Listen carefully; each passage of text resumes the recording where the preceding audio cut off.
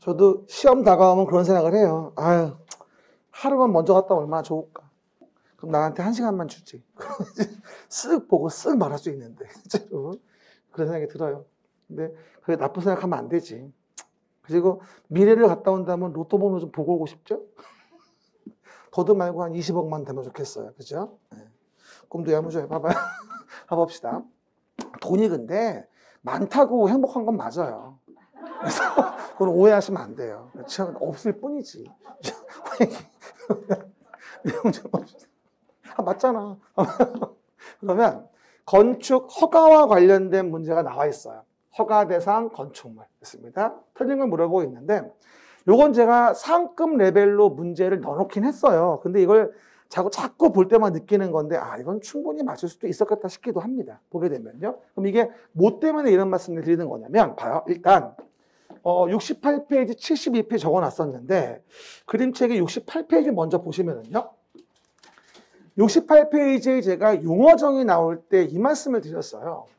그러면 건축물이라는 것의 정의와 관련된 부분을 설명을 드리는 건데 우리가 건축물에 대한 부분의 정의를 얘기할 때 매번 얘기하는 경우처럼 토지에 정착해 있는 공작물이 있는데 지붕, 엔드, 기둥, 오와 벽이 있다. 지붕, 엔드, 기둥, 오와 벽이 있다. 이게 원래 건축물이에요. 지붕, 엔드, 기둥, 오와 벽이 있는 걸 뭐라 부른다? 건축물이라고 하는 거죠. 근데 문제는 뭐냐면 이 건축물에 이런 식으로 굴뚝 같은 게 딸려 있대요. 그리고 담장도 있고 대문도 있대요. 그럼 이와 같이 딸린 시설물이 있다는 거죠. 주된 건물에 딸린 시설물. 그러면 이 딸린 시설물은 뭘까? 단순한 축조 신고하는 공작물일까? 얘도 건축물일까? 건축물이라는 거야. 딸린 시설물도 건축물로 본다는 거지. 시작. 딸린 시설물도 건축물로 본다는 거야. 그러면 이렇게 만약에 옹벽 담장 같은 게 딸려 있다라고 한다면 이것도 건축물이기 때문에 밑에 있는 것처럼 축조 신고하는 공작물일 수가 없다는 거야. 딸려 있다면. 근데 만약에 이런 옹벽 담장 같은 게 딸려 있지가 않고 만약에 딸려 있지가 않고 따로 분리가 돼 있어. 따로 분리가 돼가지고 옹벽을 만들어 담장을 만들어. 그러면 따로 2m 넘으면 축조 신고를 해야 되거든. 그렇죠? 그러니까 이것만 알아도 그건 맞출 수 있는 문제예요. 왜? 옹벽 같은 게 2m 넘게 주된 건물에 딸려 있는 것이 아니라 별도로 분리가 돼 있다면 축조 신고하지만 딸려 있는 경우는 뭐가 됩니까? 같은 건축물로 봐야 되기 때문에 별도의 축조 신고 필요 없다는 거거든.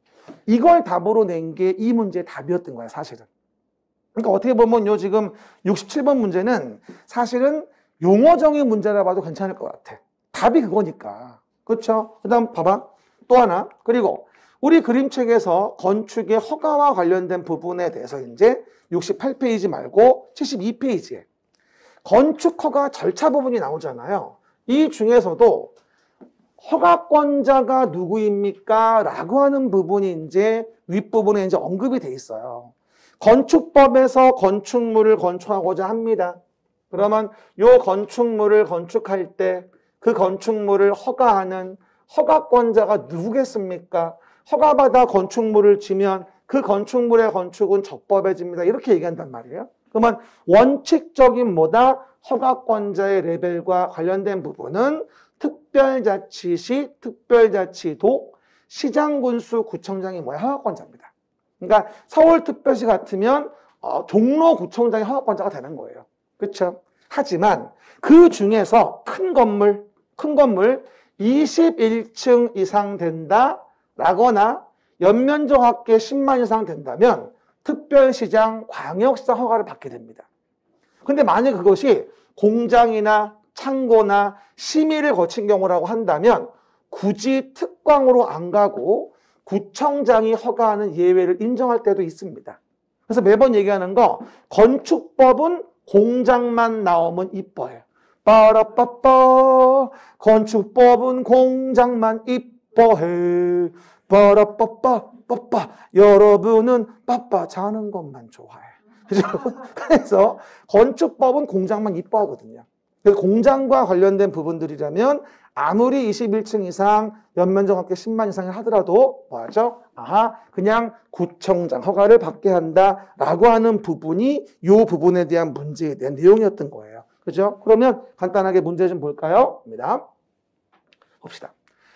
그럼 틀린 거랑 물어보고 있죠? 그러면 봐요. 지금 20층이라고 돼 있어요.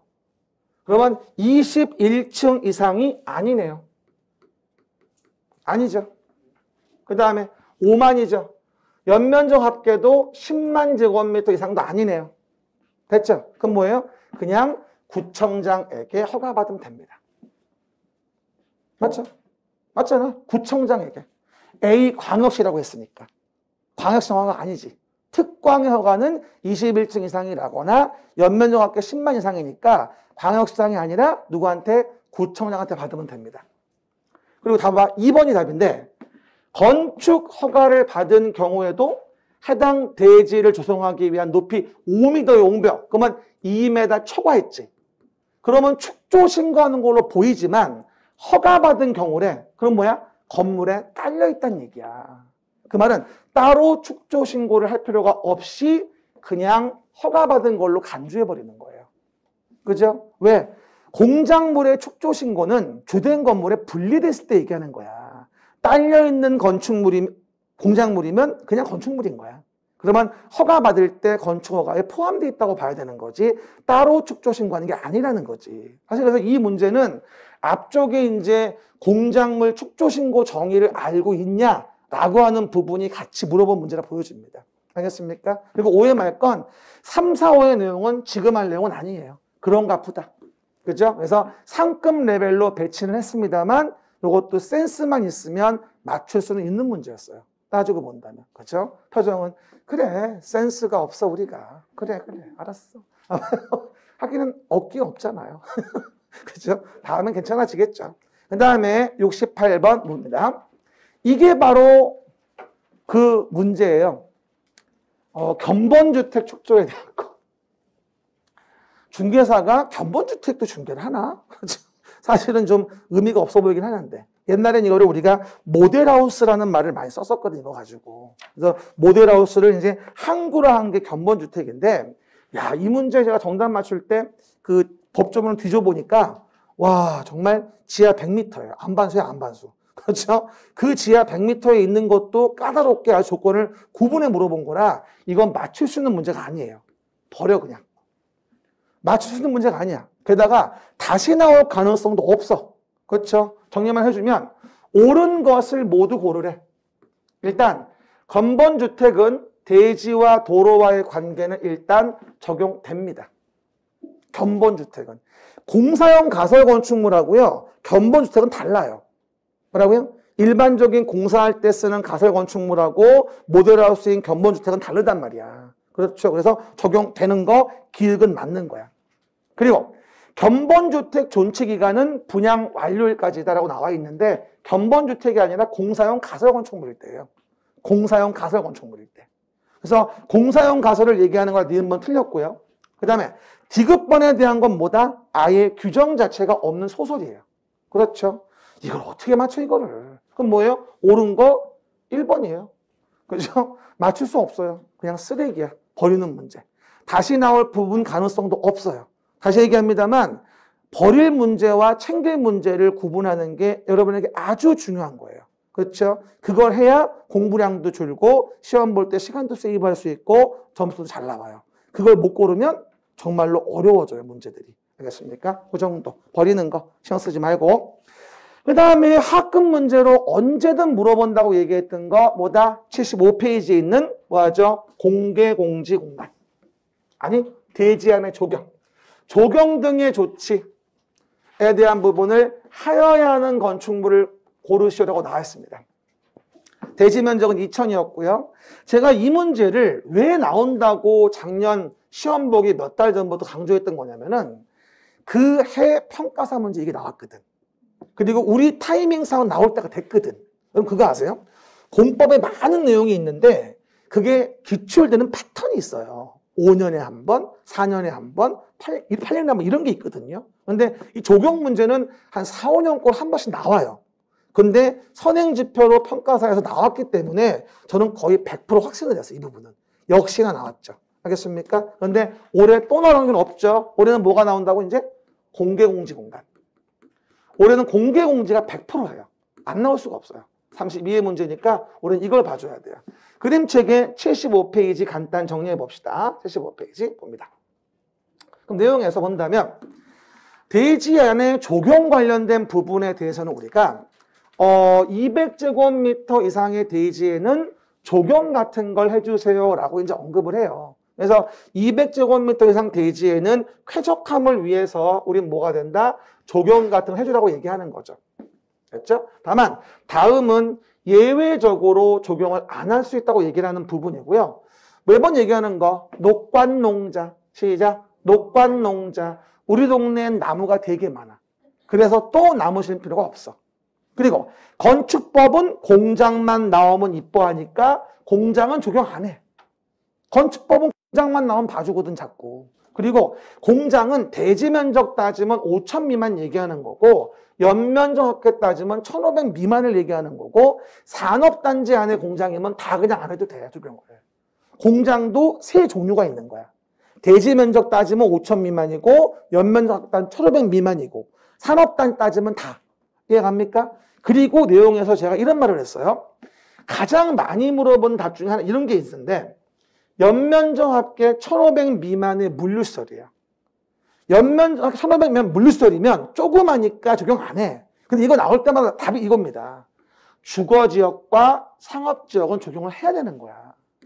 주거와 상업지역은. 왜? 아무리 1,500 미만의 물류여도 우리의 주요 활동 무대 아니겠습니까? 우리의 주요 활동 무대니까 적용을 하는 게 맞겠죠. 요거 다루면 벌써 3번 나오는 것 같아 벌써. 그렇죠? 잘 나오는 부분이죠. 하지만 올해는 안 나올 것 같고 우리 32회 때는 이게 나올 거예요. 조경 말고 공개 공지. 빈 땅을 오픈해라. 시작. 빈 땅을 오픈해라. 공개 공지야 이게. 그렇죠. 그래서 이와 같이 종교시설, 판매시설처럼 많은 사람이 모이는 건축물의 용도는 대지 면적이 얼마? 10% 범위 내 공지를 확보하고 이걸 일반에 오픈하는 거야. 그럼 소규모 휴게휴식의 시설을 만들어서 지나가는 삐뿔들 뭐 할 수 있게 쉬어갈 수 있게 공개공정관을 만들어주라는 얘기죠. 그래서 해당 지역이 어디냐, 해당 용도가 어디냐, 얼마만큼 완화해 주냐, 얼마만큼 해당 내용 부분을 설치해 줘야 되냐 이런 부분을 공부하는 거라 앞으로 10개월 동안 계속 반복할 거니까 눈 떠보면 맞힐 수밖에 없을 거예요. 눈 감으면 못 맞춰요. 알겠습니까? 눈 떠야 맞추는 거지. 이 얘기입니다. 그래서 이제 해당 문제에 대한 부분들 우리가 정리해 본다면 봅니다. 상업지역에 건축하는 물류시설. 답이 1번이에요. 물류시설은 건축물의 연면적 합계가 1,500 미만이면 해당 내용 부분을 적용하지 않을 수 있지만 상업지역이면 어쨌든 해야 되거든요. 그래서 정답은 1번이 되어집니다. 그리고 두 번째는 이제 공장이라는 말이 보이는데 대지 면적이 5,000 미만이니까 적용 안 하겠죠.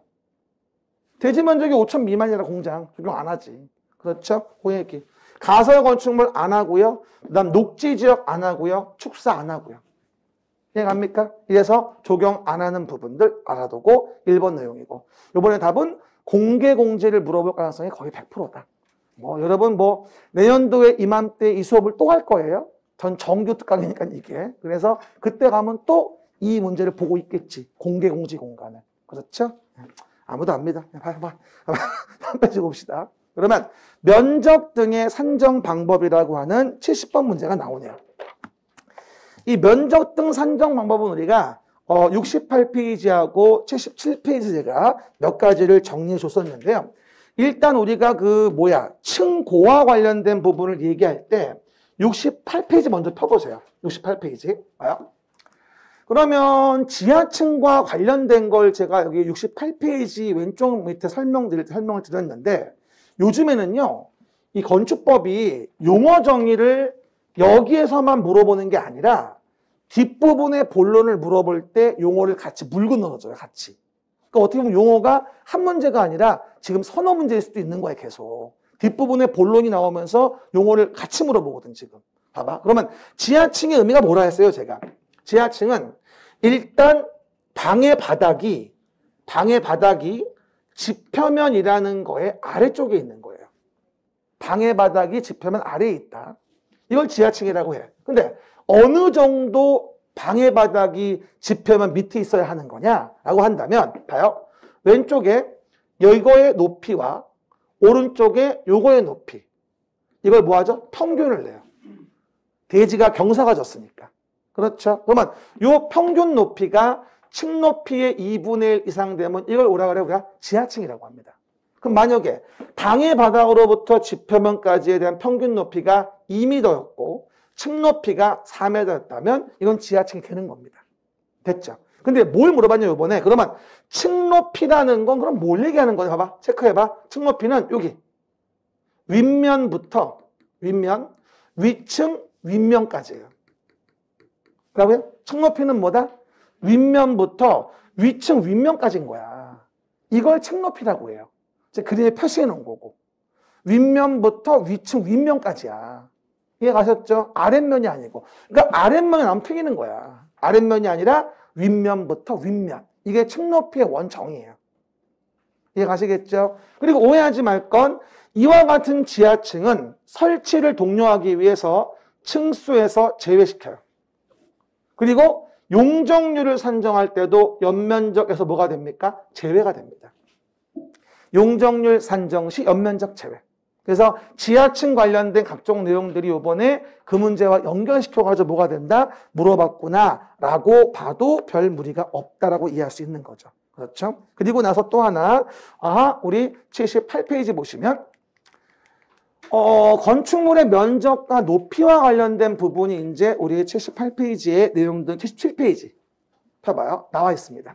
그러면 여기서 내용을 봤을 때 우리가 면적과 관련된 부분들을 확인해 보자고 얘기를 하죠. 그러면 그 중에서 봐요. 연면적, 용적률 산정 시 연면적 제외 지하층 나와 있죠. 지상의 주차용 공간, 피난 안전구역 면적 이런 부분들은 용적률 산정 시 연면적을 제외하고 그리고 또 하나 각 층마다에 있는 면적을 뭐라 불러 우리가 각 층마다에 있는 걸 바닥 면적이라고 하지. 각 층 또는 일부 벽 기둥 둘러싸인 거 이 중에서 생활 폐기물 보관한 면적 이 부분은 바닥 면적 제외가 됩니다. 우리 그러니까 예전에는 여러 동을 모아서 생활 폐기물 보관하는 한 개만 주다가 요즘엔 생활 폐기물 보관하는 면적을 바닥 면적 아예 빼줘버리니까 동마다 다 두고 있는 거예요 지금. 과거에는 규제가 심해가지고 몰아서 한 군데만 뒀던 거고 그럼 일하기 힘들겠지. 옮기기도 힘들고. 그렇죠? 제가 저번에 집에 있는 10몇 년 된 책들을 다 정리를 했거든요. 와, 양이 장난이 아니더라고요. 그리고 그 다음 주 월요일에 그 수고해 가는 거 봤는데 너무 미안하더라고요. 아저씨를 못 들어. 책이 워낙 많아가지고서.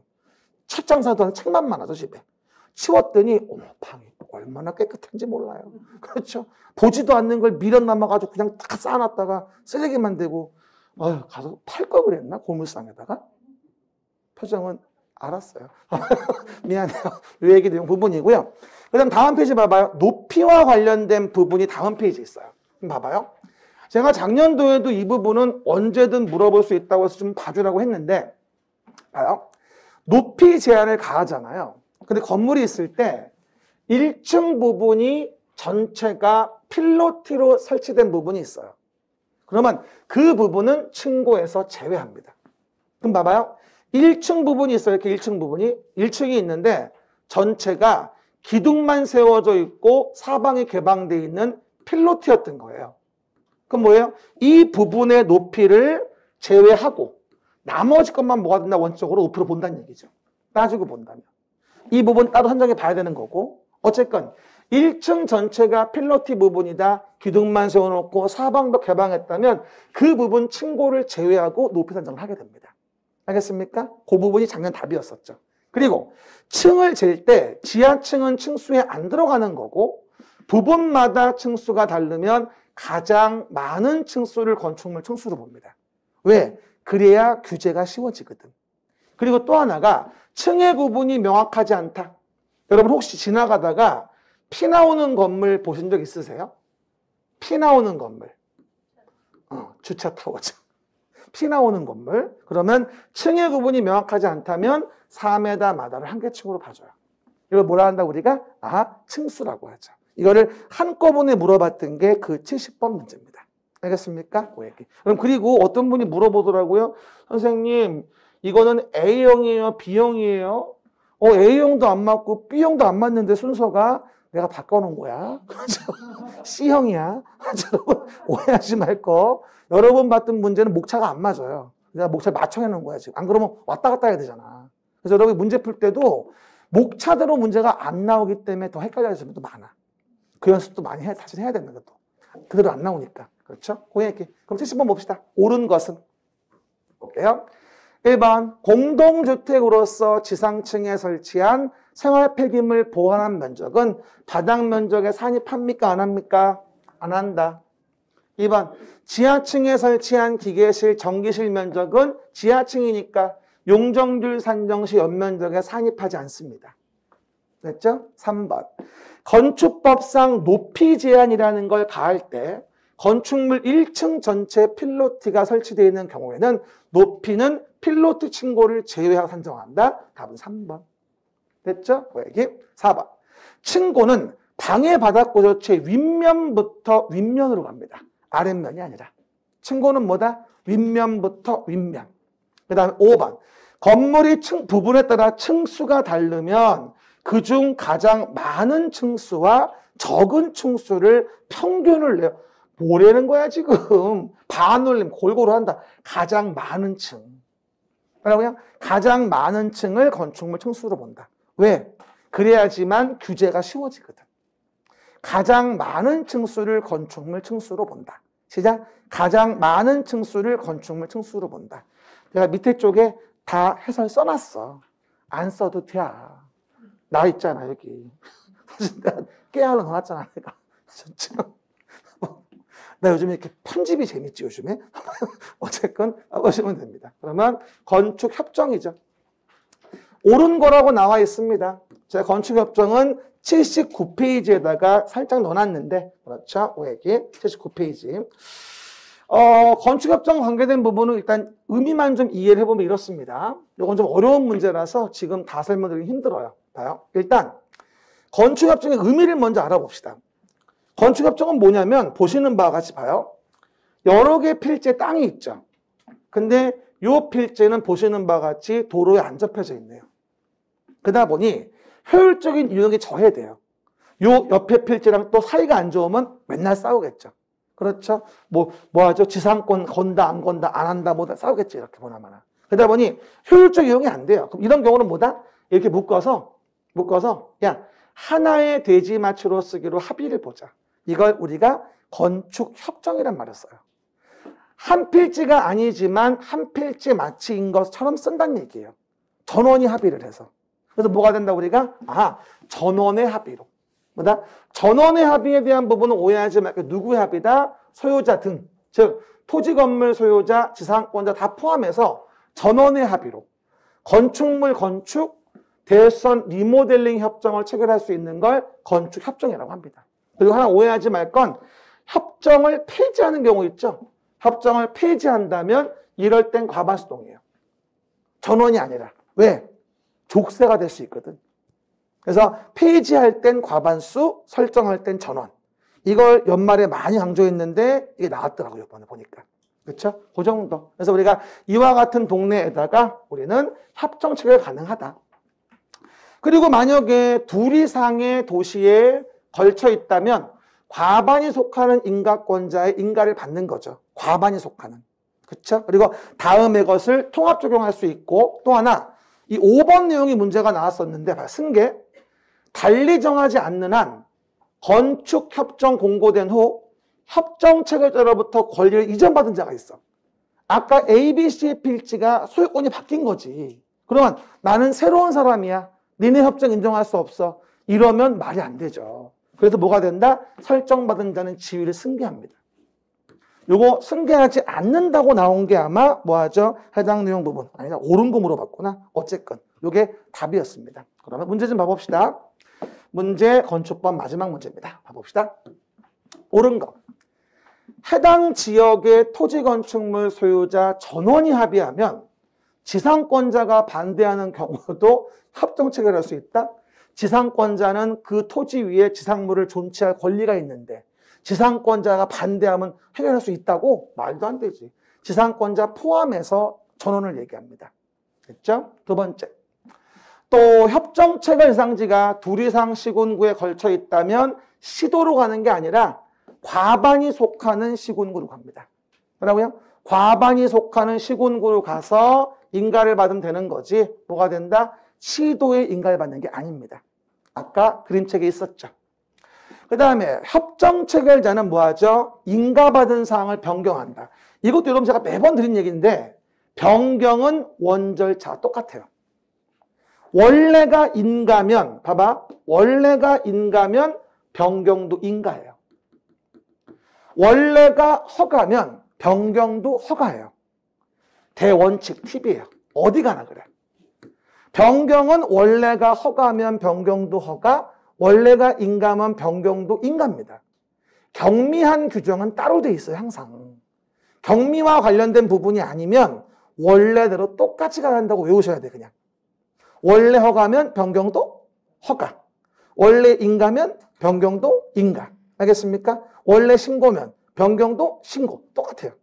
경미한 변경은 논외로 하고. 알겠습니까? 그 정도. 확인합니다. 그리고 여기 과반수의 동의를 얻는다는 말도 없어요. 변경할 땐. 이 말도 없습니다. 그냥 국토교통부령으로 정하는 바에 따라 이러고만 나와요.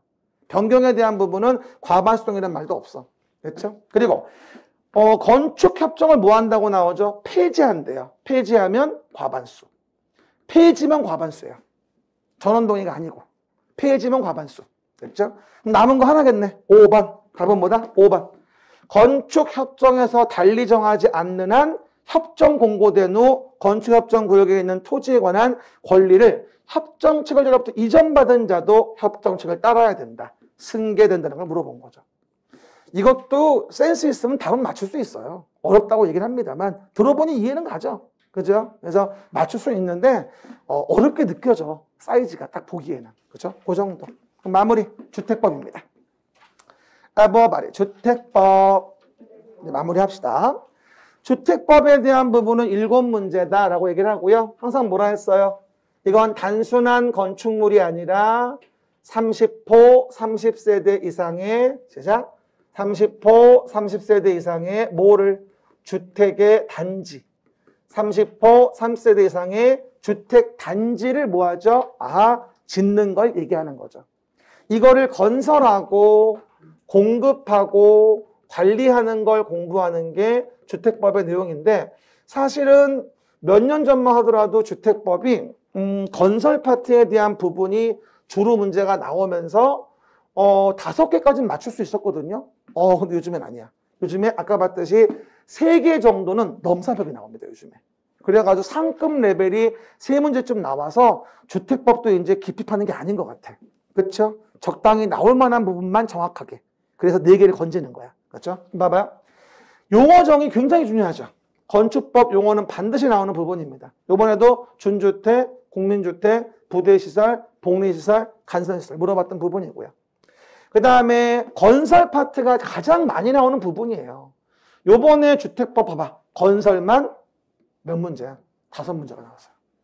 그러니까 어떻게 보면 주택법은 건설 파트만 시험 본다 봐도 과언이 아니야. 가장 중요한 게 주택법은 건설 파트다 라고 이해하시면 돼요. 그렇죠? 그 중에서도 우리가 문제를 맞출 수 있는 범주에 대한 거는 주로 이런 부분들. 사업주체, 주택조합 같은 거. 이런 거 공부하는 거, 또 자금에 대한 사채 이런 건데 사업계획 승인 쪽에서 2문제가 너무 어려웠어요. 이번에. 너무 깊은 문제가 나왔어요. 솔직히 이번 문제는 특이하게 건축법에 하나, 주택법에 하나, 감리 문제가 2문제가 나왔어 지금. 그래서 이번 출제하신 분은 감리 전문가인 것 같아. 느낌이 그래. 이게 자기가 모르는 문제 못 내거든. 지가 하는 일인 거야. 그러니까 감리 관련된 업무를 하시는 분인 것 같아. 누군지 내가 대충 알겠어. 그렇죠, 여러분? 말은 안 해. 그 정도 확인해 보시면 돼요. 우리 이 학계도 뻔하거든. 내 선배냐, 내 후배냐, 누구냐, 직계냐, 뭐냐, 누구 지도 교수님 다 알거든. 그러니까 이런 취향이 누구인가 대충 안단 말이야. 근데 말하면 안 되지? 조용히 하고. 어쨌건 확인해 보세요. 난 걔 싫어해요. 봐봐요. 그래서 보시는 바와 같이 정리할 수 있겠고요. 그 다음에 주택의 공급과 관련된 부분이 놀라운 사실. 한 개도 안 나왔어. 원래 이 부분 문제가 하나에서 두 개 나오거든요. 안 나왔어요. 그렇죠? 그래서 요번에 32회 때는 아마 이 부분에서 한두 개 나올 걸로 예상이 되어집니다. 공급 파트. 그렇죠? 그 다음에 리모델링에 대한 거 한 문제가 나오긴 나왔어요. 관리 파트의 문제는 리모델링밖에 없거든.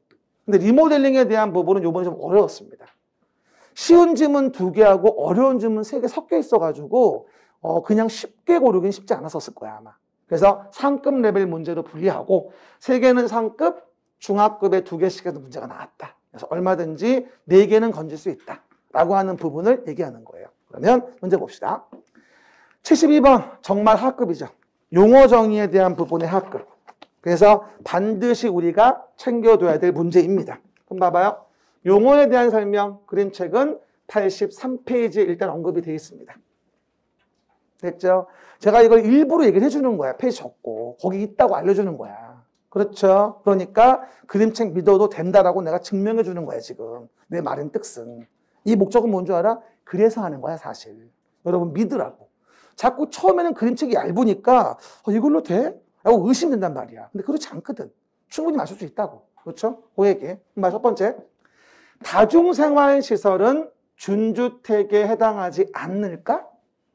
않긴 뭘 아나. 5단옥이 준주택 됐을까? 몇 번 얘기해. 5단옥이 그 다가 다중생활시설이야. 그렇죠? 그러면 바쁘지만 83페이지 그림책 한번 봐줄게요.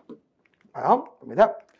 그럼 우리가 주택법의 용어가 나오는 부분에 대해서 이제 오른쪽 페이지 이렇게 준주택의 부분이 이제 언급이 돼 있을 거예요. 설명드린 바와 같이 주택은 아닌데 주택으로 쓰여요.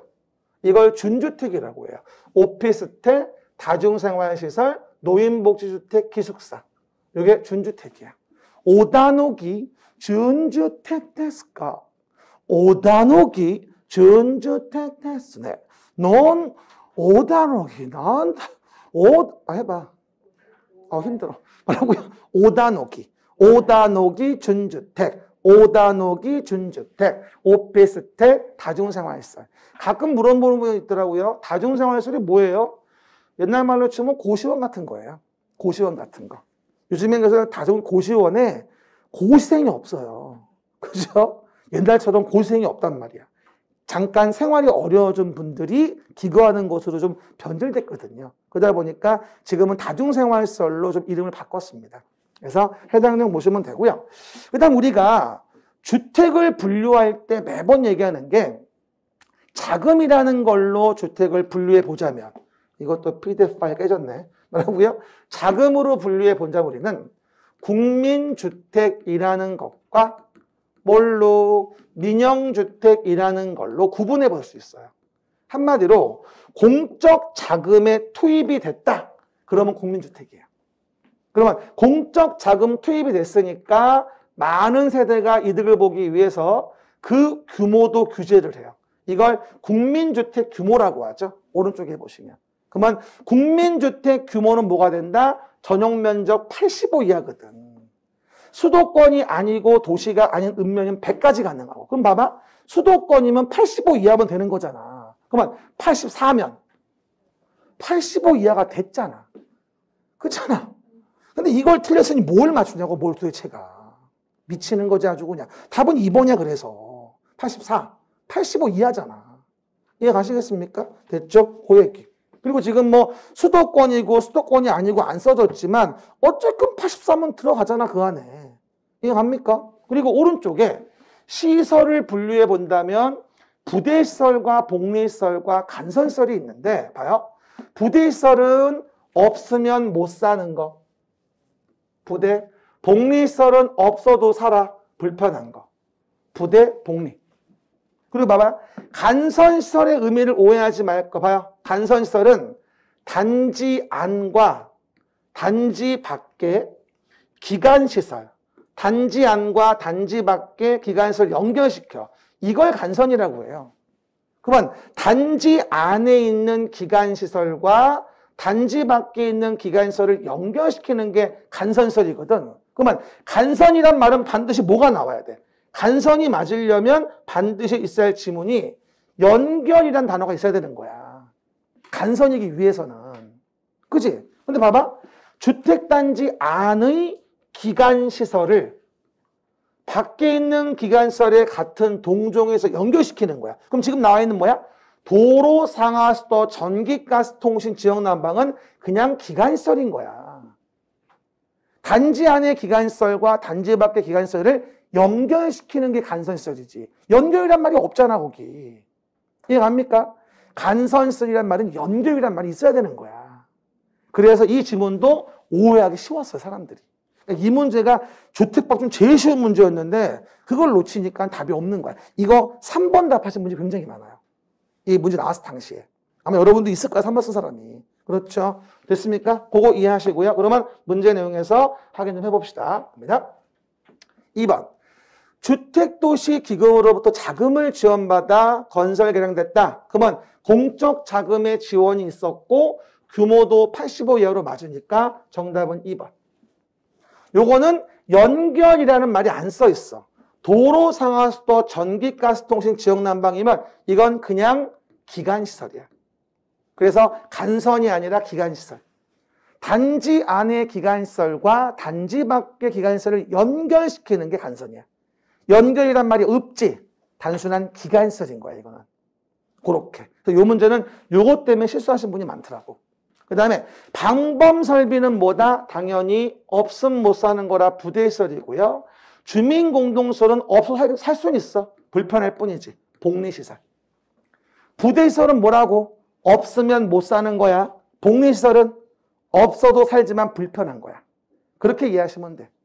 여러분들 어떤 분들이 방범설비가 뭐 있어요? 없는 것 같은데 경비실 있잖아. 뭐라고요? 다 방범설비들이 가지고 온다. 그런 것들도 일종의. 알겠습니까? 그 정도. 솔직히 말하면 제가 아파트 관리소장으로 7년 정도 일을 했었어요. 대학 졸업했을 때. 왜 했을까? 취직할 데가 없었거든. 그때는 우리가 IMF 때였어. 그렇죠? 그래서 막 인턴제 막 50만 원 받을 때야, 그 당시가. 그죠? 아우, 되게 늙어 보이죠, 그러니까. 나도 염색 좀 해야지. 관심 없고. 봅시다. 리모델링에 대한 문제가 나와 있네요. 한번 말해. 리모델링. 요거 조금 어려운 문제예요. 그래서 이제 틀린 거라고 돼 있는데, 리모델링은 사실은 관리 파트에 나오는 부분과 연결돼서 물어보는 부분이거든요. 그래서 우리가 84페이지가 왼쪽 위에다가 리모델링 정의를 살짝 넣긴 했는데, 이건 지금 말하기는 너무 어렵습니다. 단만 얘기하면 사업비에 관한 사항은 세대수가 증가되는 리모델링 하는 경우 수립하여야 하는 권리변동계획 포함되지 않는다. 당연히 권리변동계획에 포함됩니다. 그런가 보다 상급 레벨로 인정할 수 있습니다. 그렇죠? 이거는 맞추긴 좀 힘들었을 거야, 아무래도. 그렇죠? 그래서 우리가 나중에 진도 나갈 때 얘기해 줄게요. 답은 3번. 일단 간단하게. 여러분, 요 문제에서 아시는 문제는 4번, 5번밖에 없어, 지금. 증축형 리모델링이면 위험하니까 안전진단을 거쳐야 한다고 얘기했고, 수직 증축형 리모델링이라고 한다면 14층 이하면 2개 층까지. 14층 이하면 뭐야? 2개 층까지. 이해갑니까? 그래서 해당 내용 수직 증축할 수 있잖아. 그렇습니까? 두 지문을 알 수 있는 지문이야. 그리고 1, 2, 3번은 잘 모르겠는 거지, 사실은. 그렇죠? 근데 사실은 조합이 아니라 입주자 대표회의가 리모델링을 진행하면 전원 동의를 받아야 돼. 조합을 만들면 동의 비율이 따로 있단 말이에요. 근데 사실은 전원 동의를 받는 게 어려워서 조합을 만드는 거야. 조합은 동의 비율 따로 있으니까 좀 더 경미하지. 그리고 리모델링은 원래 시군구에게 허가받는 게 맞아요. 원래는. 그죠? 그 리모델링으로 그거 기억나요? 증가되는 세대가 30세대 이상일 때만 사업계획 승인을 받아요. 리모델링으로 증가되는 게 30 이상이 안 되면 원래 허가사항이거든, 이게. 교정들이 아유, 그래, 넌 좋겠다, 많이 알아서. 아유, 속상해. 봐봐요. 그러면 그림책의 84페이지 왼쪽에 보시면 리모델링과 관련된 부분이 언급이 돼 있긴 해요. 그래서 우리가 해당 내용 봤을 때 중축이라면 안전진단 거쳐라. 그쵸? 그리고 수직 증축형 리모델링은 14층 이하면 2개 층까지다. 그죠? 써있고. 그리고 당연히 리모델링에 대한 부분에 대해서 30세대 이상으로 세대수가 증가된다면 그럴 땐 사업계획 승인을 받아요. 근데 증가 세대가 30세대 이상이 아니라면 그냥 허가받아 리모델링 하는 거야. 증가 세대가 30세대 이상이면 사업계획 승인을 받지만 증가 세대가 30 이상이 아니면 그냥 허가야, 일반적으로.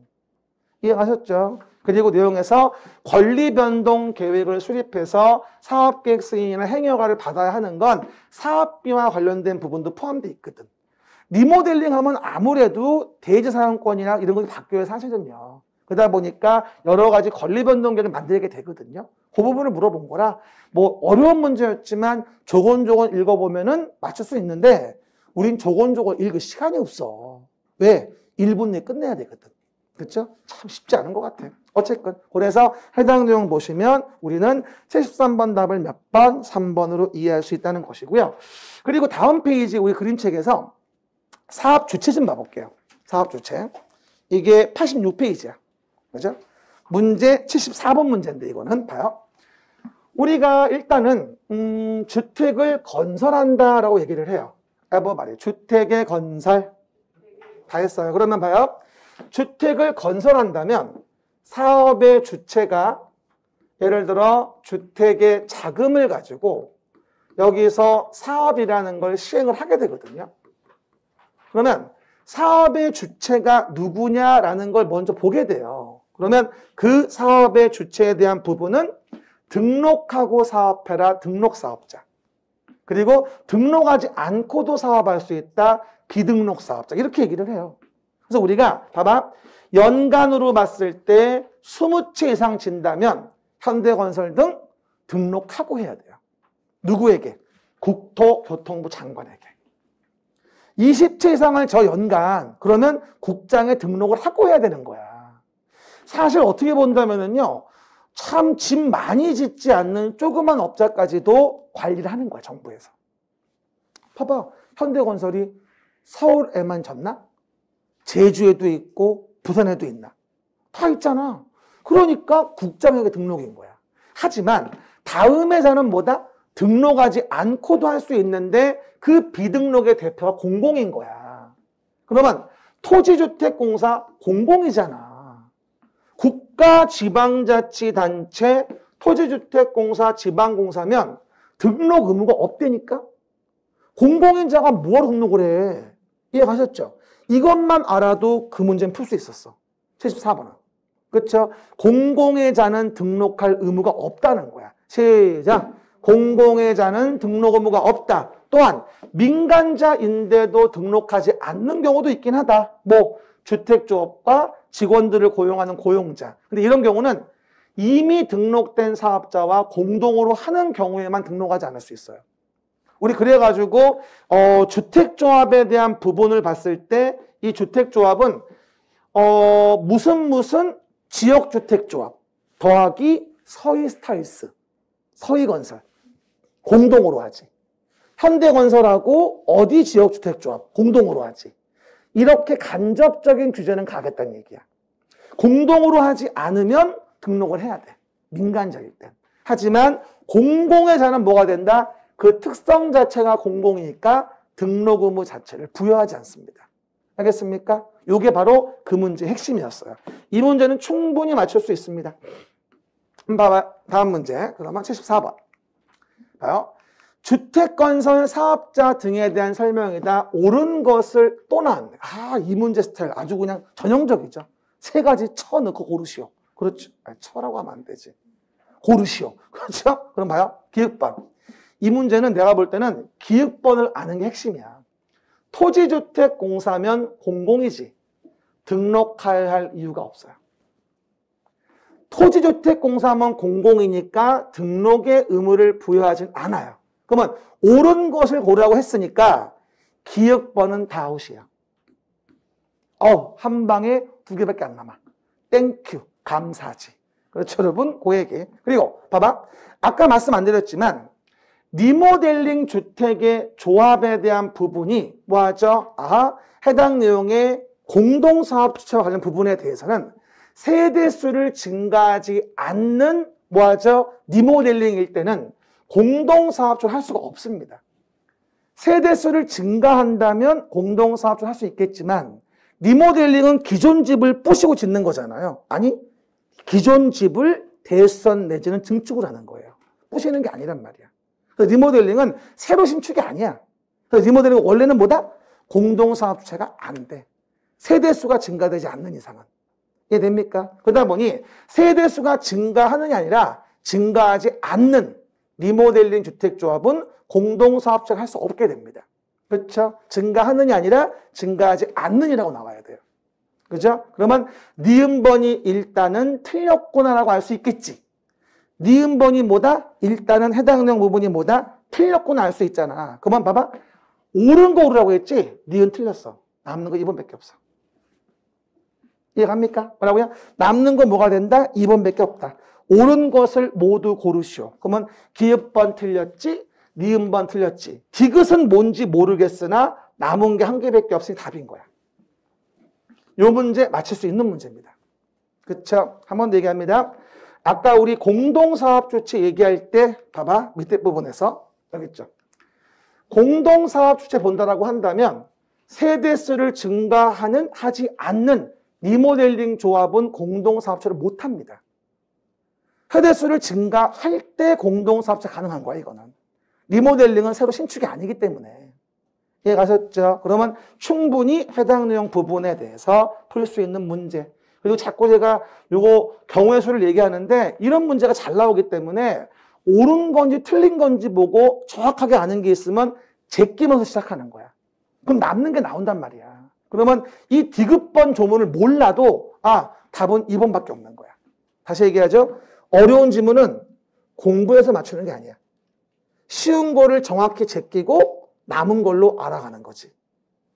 됐습니까? 그걸 느끼면 오늘 훌륭하다. 그래서 답은 2번입니다.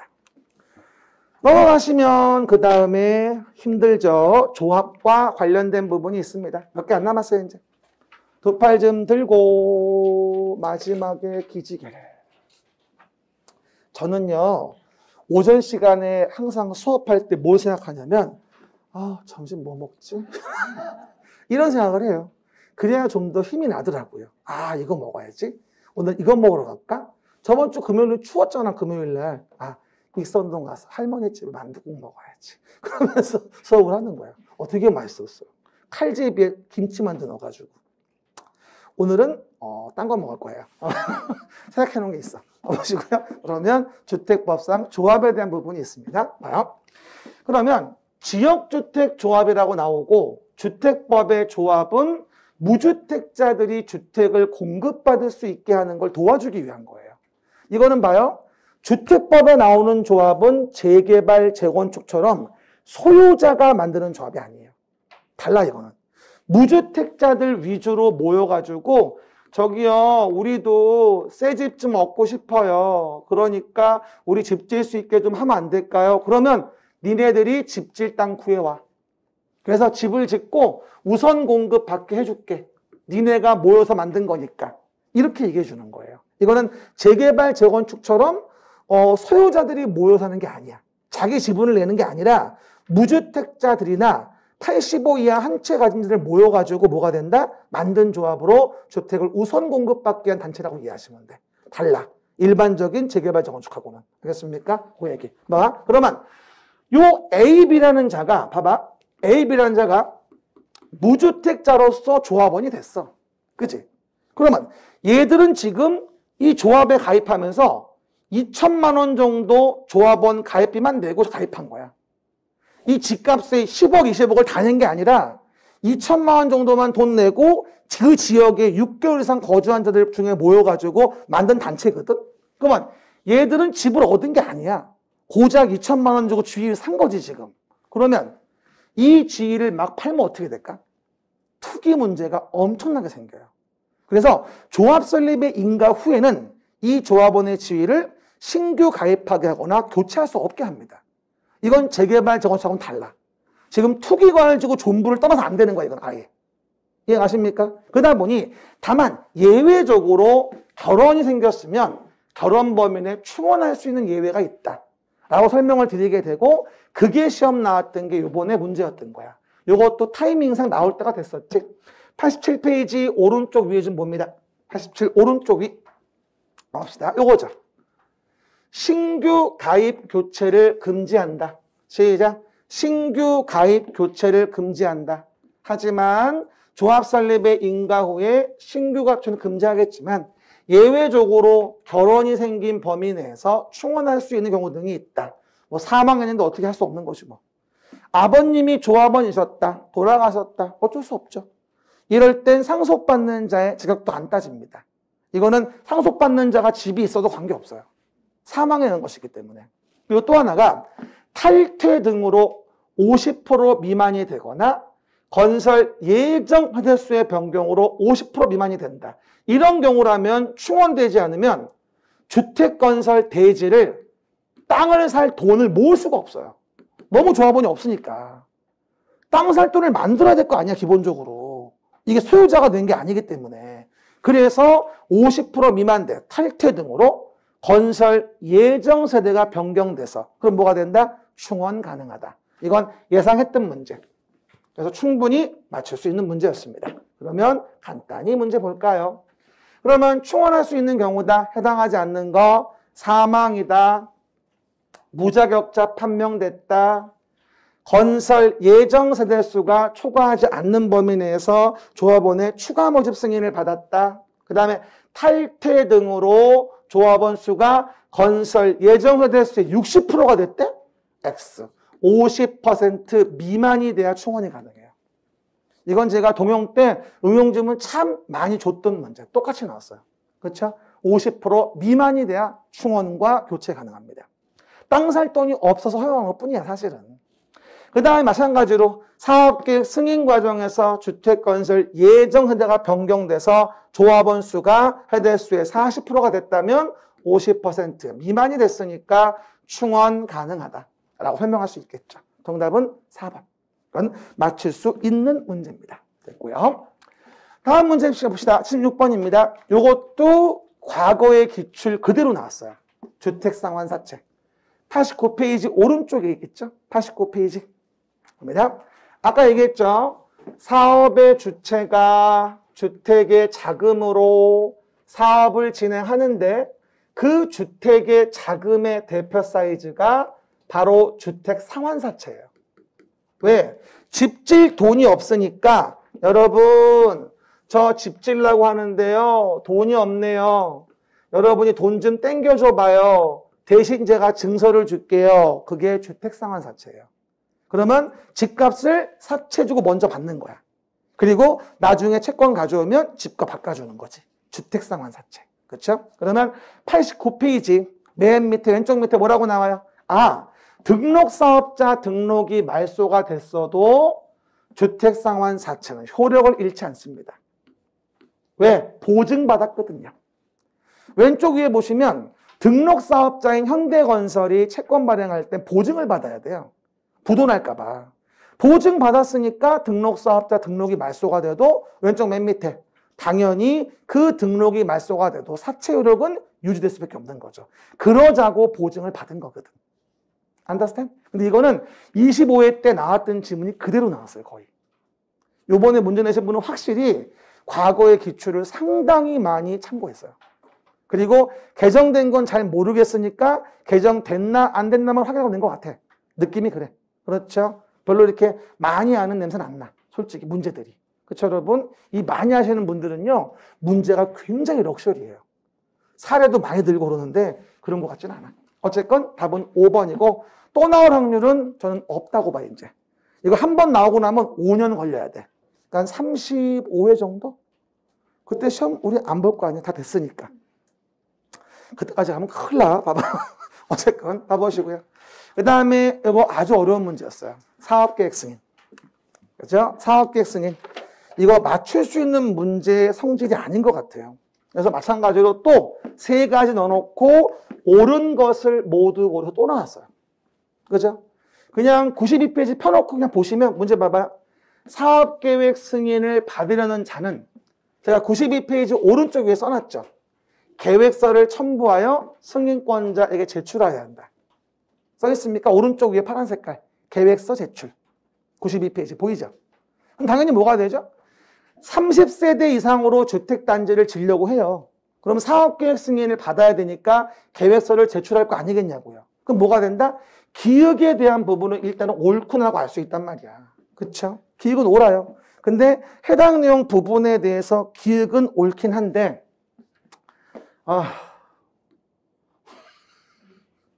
속상해. 그죠? 이 보기부터 마음에 안 들어 지금 일단.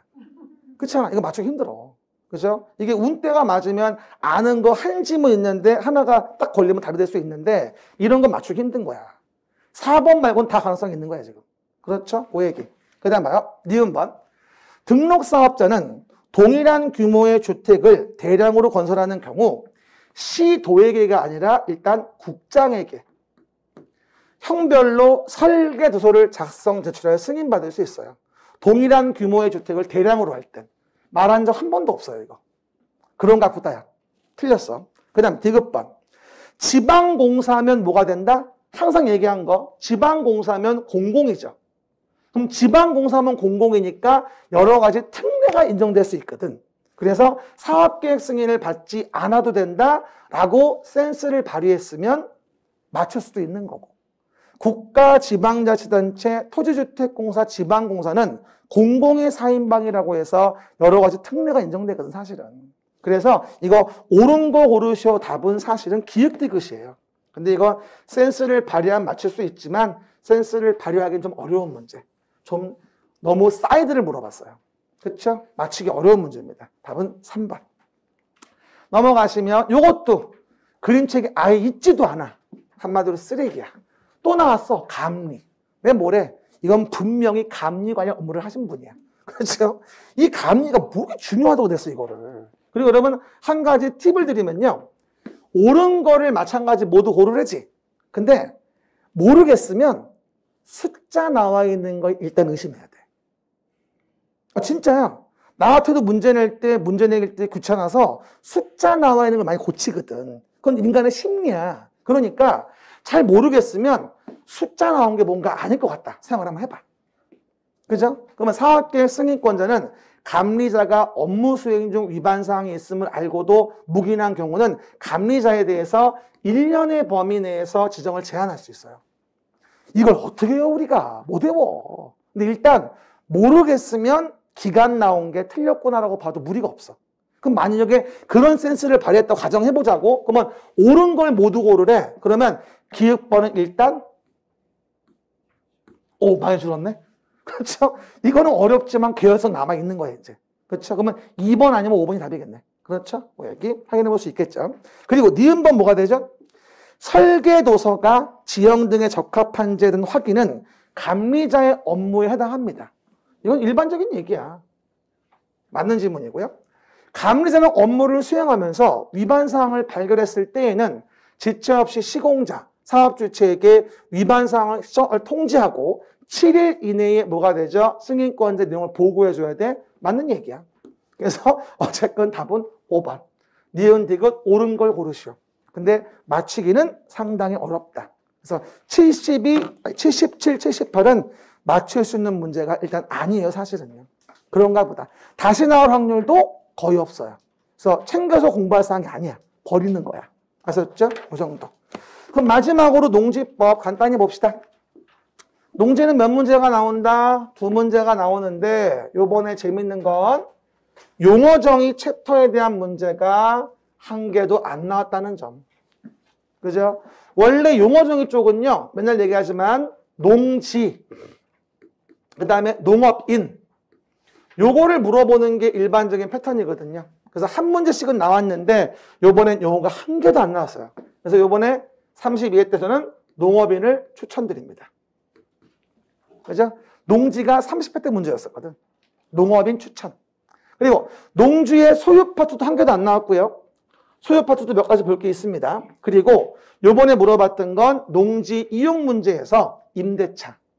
요 임대차 기한이 바뀌었거든, 사실 이게. 그래서 우리가 농지 임대차 기간에 대한 부분과 다년생 식물의 재배지에 대한 임대차 기간, 그거에 대한 부분이 개정돼 가지고 문제가 나왔던 거예요. 원래 농지 임대차 기간이 3년이거든요.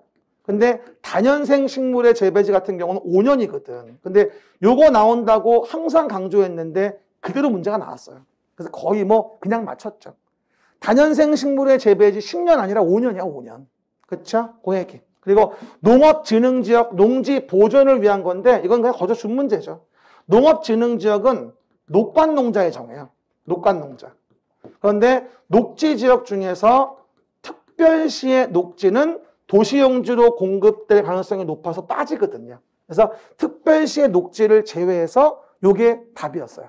요것도 과거 기출 그대로 문제가 나왔던 부분이에요. 됐습니다. 그 정도. 그래서 요 두 부분 문제가 나왔다고 이해하시면 됩니다. 그러면 내용에서 다음 페이지 그림책은 102페이지 맨 마지막 페이지죠. 농지 임대차. 옳은 틀린 거라고 나오죠. 그럼 답만 봅시다. 4번.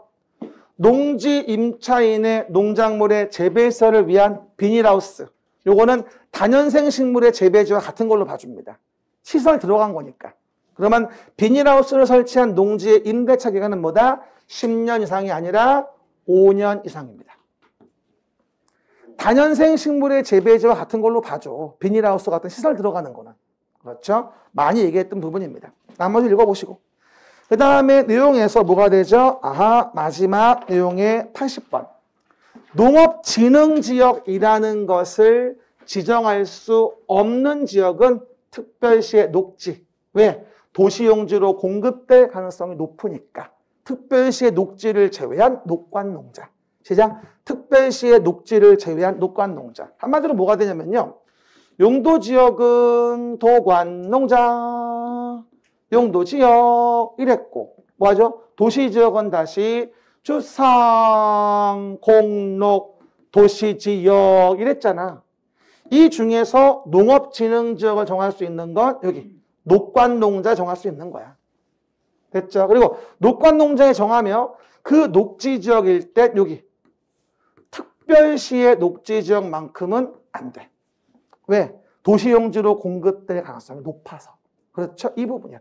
올해 농지법은 거저였어요. 그 두 문제를 그냥 맞힐 수 있었습니다. 어쨌든 분석해 놓은 부분과 같이 우리가 어떤 부분에 대한 부분을 공부할 것인가 마무리합시다. 그럼 봐요. everybody 정리. 마무리. 공법 40문제 중에서 상급 레벨 몇 문제? 12개. 중급 문제 16개. 하급 문제 12문제에 대해서 여러분이 작년 시험 본 교재를 가지고 시험 본 문제지를 가지고 다시 한번 얘기해요. 하급 문제 12문제를 실수 없이 맞췄나 이걸 먼저 확인해 보세요. 그리고 그게 아니라면 어떻게 판단하자? 내가 기본을 충실하지 않았구나.